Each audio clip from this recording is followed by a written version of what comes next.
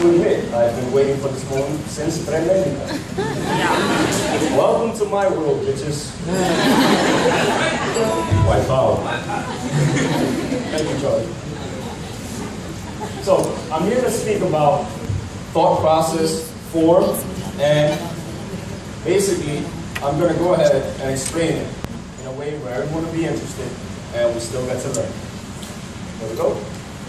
Now, first thing we have to do is realize this is a psychiatry topic, but we have to take under consideration the psychology of the patient. Now, what is the psychology? It's the science of the behavior and the mental process that a patient will have.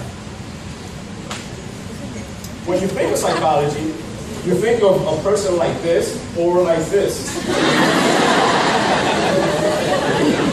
Right? So do I. Now, for a person to transmit their thought process, what they have to do is use language.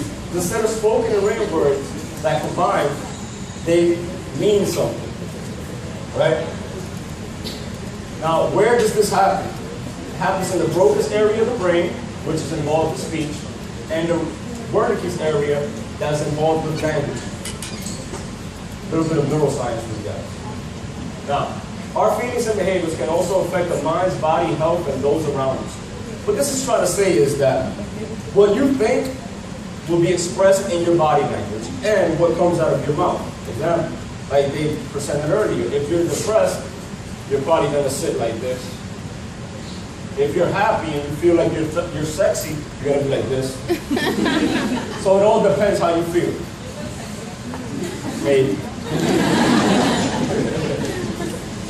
For example, here we go. Friendly, usually a Caucasian white guy, you know. Creative is like an architect or a ingeniero or somebody that likes to draw and make poetry and stuff. Perky is kind of like a goofy type of person. Nervousness, you're going to see in a little while. Timid is somebody that's shy. Outgoing is like, yeah, Charlie, you know. Yeah. You know what I mean? So, gotta keep in mind that what they say and the way they behave are going to transmit information of what's going on in their mind. Because at the end of the day, what's psychological is biological. Does that make sense? Basically, what you're thinking, the way you manifest what's going on, is directly proportional to what's going on inside of your body. They're not one and the same. I'm sorry, they are one and the same. Now, how do you define and diagnose and classify a mental disorder? It's basically what we hear, Bloco 1, Bloco 2, and Bloco 3 to show you guys. How do you realize what's going on? Oh, sorry, wrong picture. Now, psychological disorder is something deviant, stressful, dysfunctional, a pattern of thought that's basically altered. Now, here we go and talking about signs and symptoms. We have positive signs and symptoms, negative signs and symptoms, and disorganized signs and symptoms. Basically, a positive one is something that adds to the person's original trait. A negative one is one that subtracts. And a disorganized symptom is something that's similar to a word salad that you guys will see briefly. Now, other signs and symptoms will be contact with reality, psychosis, altered speech, altered thinking, selective attention, delusions, false beliefs, changes in behaviors and emotions, disturbances and hallucinations. I'm sorry if I'm speaking too fast.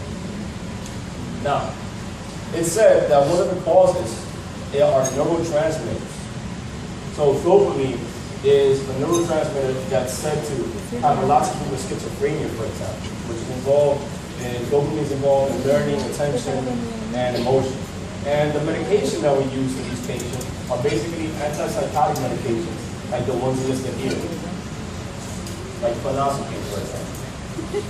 Now, I want everyone to imagine that we are in my consultorio in New York City. And I have an anxious patient and a schizophrenic patient. Please come up.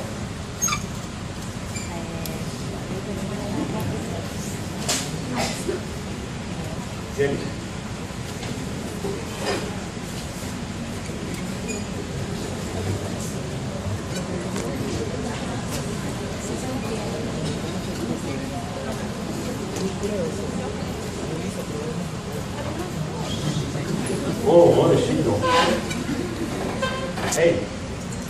Hi.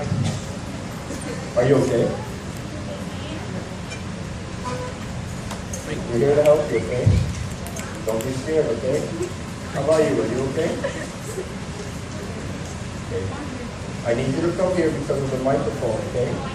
Please? Okay, can you do me a favor? She's your roommate, right? You guys live together? Okay. Is your microphone working? Perfect. Is your microphone working? It should be, right? It's okay. It's just a microphone. Hello? Hello? You want to try? Okay. So, this is a typical manifestation of schizophrenic patient. This is a manifestation of an anxious patient.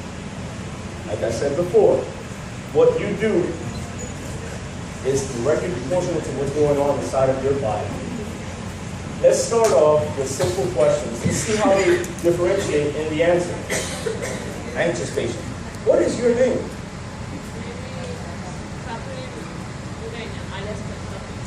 Okay. And what is your name, young lady? Yeah, sure.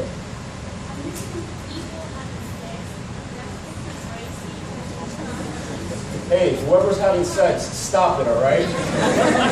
Get a room. All right, I spoke to them, okay? Come on, come on. Please sit in the chair. You want to stay there? Yeah, they shut up. They're gone. They're monsters. Yeah, they're gone. They're out of here. I promise, okay? You need help?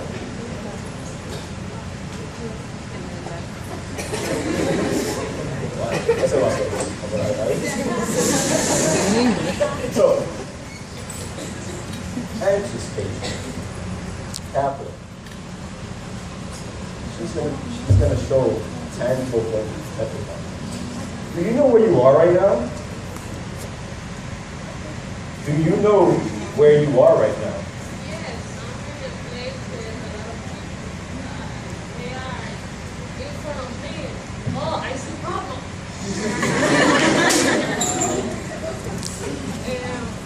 Okay. Good.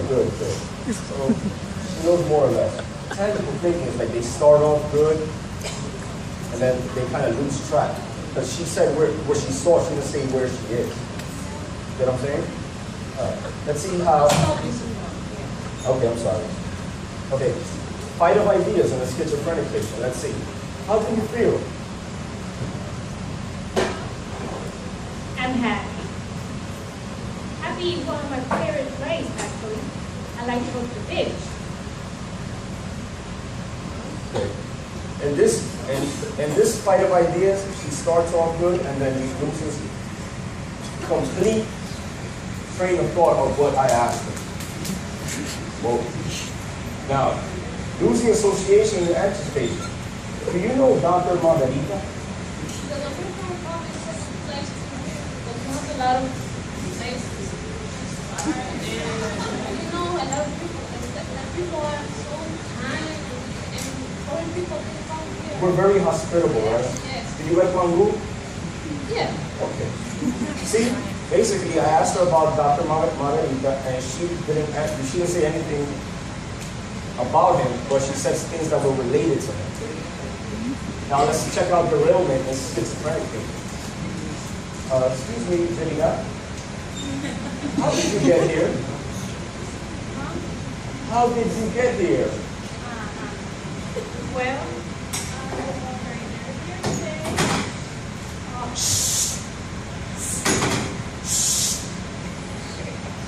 I take a cab. It's okay.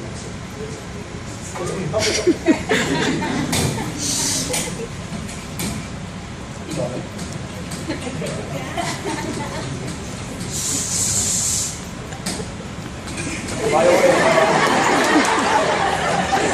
just so you guys can know, they live together.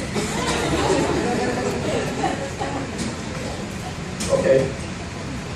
The derailment, there was basically nothing there that had complete to do with that. Let's check out a word salad. Sounds interesting, right? All right. Word salad. Why are empanadas monumentales so delicious? I'm so made of certain houses.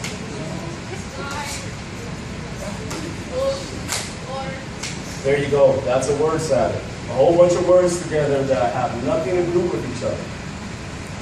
Now, let's check out neologisms with a schizophrenic patient. Hi, Delida. Do you know Dr. Swine? Say it one more time. Yes, that's Dr. Swine.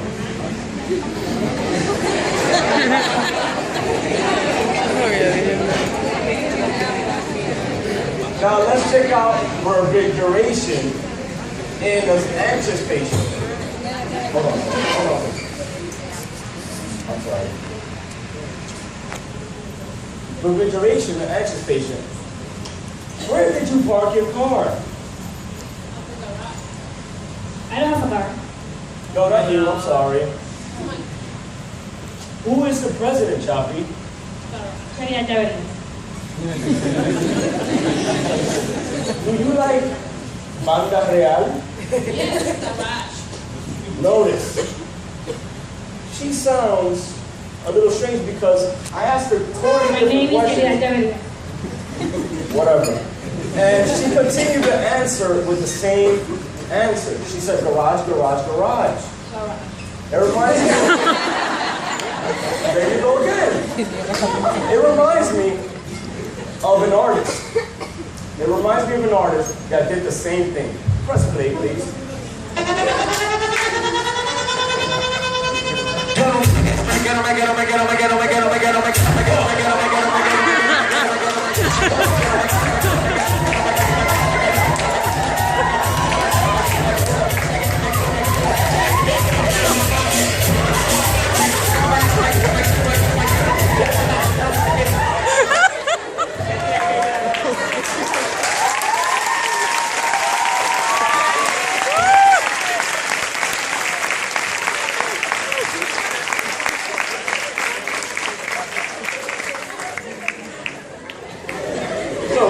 Thank you for your time.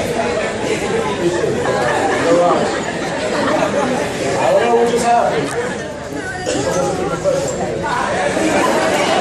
Alright, so let's continue the show with some words from the wise. I wonder who this guy is.